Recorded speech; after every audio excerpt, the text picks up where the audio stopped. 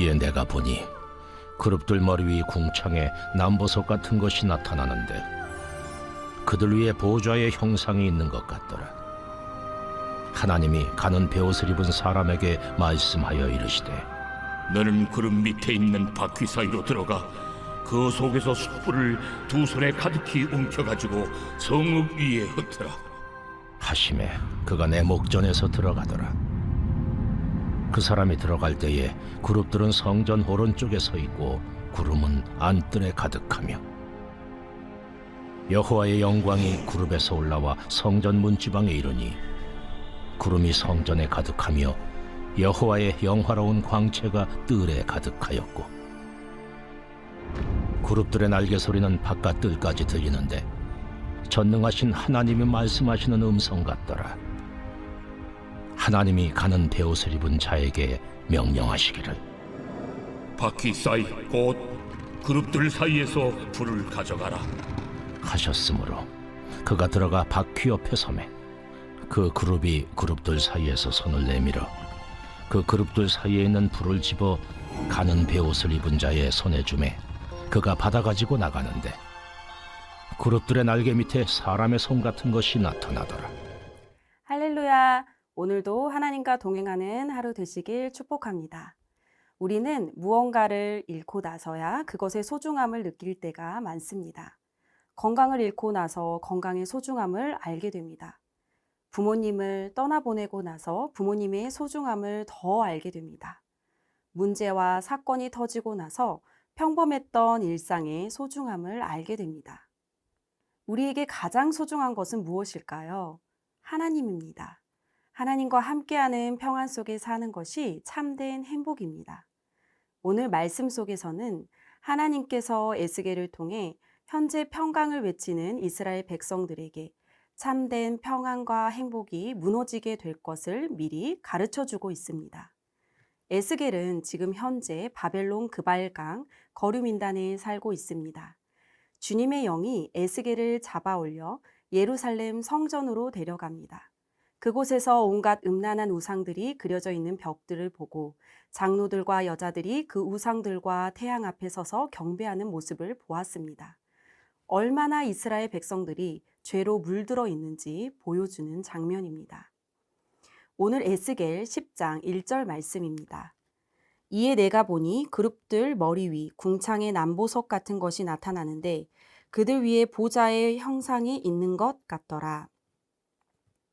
에스겔은 그룹들과 그 위에 보좌의 형상 같은 것을 봅니다. 그룹들은 하나님의 영광을 높이며 보좌를 받들고 그 뜻을 수행하는 천상의 존재들입니다. 에스겔 1장에 등장했던 생물과 동일한 존재입니다. 그룹들은 하나님의 영광을 상징하며 그룹들이 있다는 것은 하나님이 함께 계시는 것으로 생각할 수 있습니다. 이어서 3절 말씀입니다. 그룹들은 성전 오른쪽에 서 있고 구름은 안뜰에 가득하며 그룹들은 성전 오른쪽에 서 있습니다. 그리고 그 안뜰에는 구름이 가득합니다. 구름이 가득하다는 것은 하나님께서 함께 하신다는 것을 보여주는 자연 현상입니다. 하나님께서 시내산에 강림하셨을 때 구름이 가득했고 모세가 성막을 완공하여 봉헌할 때에도 솔로몬이 성전을 완공하여 봉헌할 때에도 구름이 가득했습니다. 구약에서 구름이 가득했다는 것은 하나님께서 함께 하신다라는 것을 보여주는 자연 현상이었습니다. 이제 그룹들과 함께 하나님께서 성전을 서서히 떠나고 계십니다. 4절 말씀입니다. 여호와의 영광이 그룹에서 올라와 성전 문지방에 이르니 구름이 성전에 가득하며 여호와의 영화로운 광채가 뜰에 가득하였고 여호와의 영광이 성전 문지방에 이르렀습니다. 지성소 그룹 사이에 있는 속죄소를 떠나 성전 문지방으로 이동하고 계십니다. 왜 하나님께서는 예루살렘 성전을 떠나실까요? 앞서 에스겔이 보았던 환상 속의 이스라엘 사람들 때문입니다. 온갖 우상들을 섬기며 죄악으로 물들어버린 이스라엘 사람들 때문입니다. 하나님께서는 죄악으로 가득한 이스라엘 백성들과 더 이상 함께 할 수 없었습니다. 레위기 11장 45절 말씀입니다. 나는 너희의 하나님이 되려고 너희를 애굽 땅에서 인도하여 낸 여호와라. 내가 거룩하니 너희도 거룩할지어다. 하나님은 거룩하신 분입니다. 죄가 없으신 분입니다. 거룩하신 하나님께서는 죄를 저지른 사람들과 함께 할 수 없습니다. 아담이 선악과를 따먹어 죄를 저지름으로 하나님께서 더 이상 아담과 함께 살 수 없었습니다. 아담과 하와가 하나님과 함께하는 에덴 동산을 떠날 수밖에 없었던 것처럼 하나님께서는 죄 지은 사람들과 동행할 수 없습니다. 우리는 지금 하나님과 동행하고 있습니까? 동행하고 있다면 날마다 은혜를 내려주시는 하나님께 감사하며 찬양합시다. 혹시 우리의 삶 속에 하나님과 동행함이 느껴지지 않는다면 우리의 어떤 연약함이 하나님과 멀어지게 했는지 찾아 우리의 부족함을 고백하며 하나님의 도우심을 구합시다. 이어서 하나님께서 계속 예루살렘 성전을 서서히 떠나고 계십니다. 하나님께서 예루살렘 성전을 떠난다는 것은 어떤 의미일까요? 2절 말씀입니다. 하나님이 가는 베옷을 입은 사람에게 말씀하여 이르시되 너는 구름 밑에 있는 바퀴 사이로 들어가 그 속에서 숯불을 두 손에 가득히 움켜 가지고 성읍 위에 흩으라 하시매 그가 내 목전에서 들어가더라. 하나님께서 베옷 입은 사람에게 구름 및 바퀴 사이의 숯불을 예루살렘에 뿌리라고 명령하십니다. 여기서 베옷 입은 사람은 누구일까요?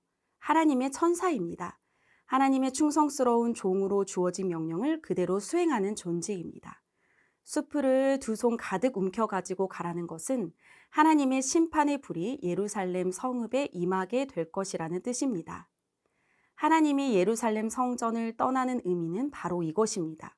심판입니다. 더 이상 이스라엘 백성들을 보호해 주지 않으십니다. 6절에서 7절 말씀을 보면 베옷 입은 사람이 하나님의 명령을 따라 불을 가져갑니다. 에스겔이 본 환상대로 기원전 586년 바벨론 제국의 침략으로 남유다는 멸망합니다. 이때 예루살렘 성전은 불탔고 성벽은 허물어졌습니다. 결국 에스겔의 환상대로 예루살렘에 하나님의 심판이 임하게 됩니다.